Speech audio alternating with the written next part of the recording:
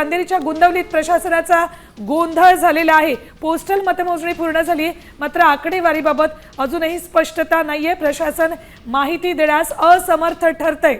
बघा, मुंबईतल्या अंधेरी भागातली ही बातमी आहे। पोस्टल मतमोजणी पूर्ण झालेली नाही, अद्याप थोडा गोंधळ आहे। बघा, नाशिकचे कल काय सांगतायत? भाजपचे 8 उमेदवार आघाडीवर आहेत नाशिकमध्ये। बघा, नाशिक महापालिका ही मिळवायची सत्ता असा चंग मानला होता गिरीश महाजनांनी। शिंदे सेनेचे 5 उमेदवार आघाडीवर आहेत।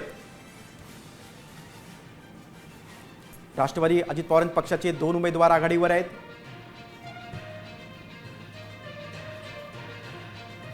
ठाकरे सेनेचा केवळ 1 उमेदवार आघाडीवर आहे नाशिकमध्ये,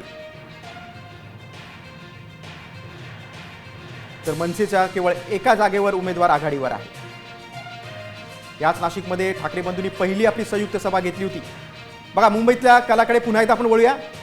शिंदे सेना 9, अजित पवारांची राष्ट्रवादी 1, ठाकरे सेना 20, मनसे 5, काँग्रेस 5, शरद पवारांची राष्ट्रवादी 0, इतर 0।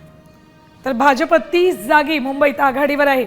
मुंबईतले हे चित्र गिरीश, एरवी आपण मुंबई म्हणजे सोन्याचं अंड देणारी कोंबडी म्हणतो, मात्र यंदा नाशिकमध्ये सिंहस्थ कुंभमेळा आहे, त्यामुळे नाशिक ही महापालिका सुद्धा सोन्याचं अंड देणारी कोंबडी असंच म्हणावं लागेल। म्हणूनच नाशिकमध्ये आपली सत्ता यावी यासाठी सेना असू देत किंवा भाजप असू देत यांनी प्रचंड मेहनत घेतली, मात्र सध्याच्या चित्रानुसार भाजप नाशिकमध्ये आघाडीवर आहे। अगदी बरोबर आहे। आणि आर्थिक राजधानी मुंबई काबीज करण्यासाठी देखील शिंदे सेना भाजपनं जंग पछाडले।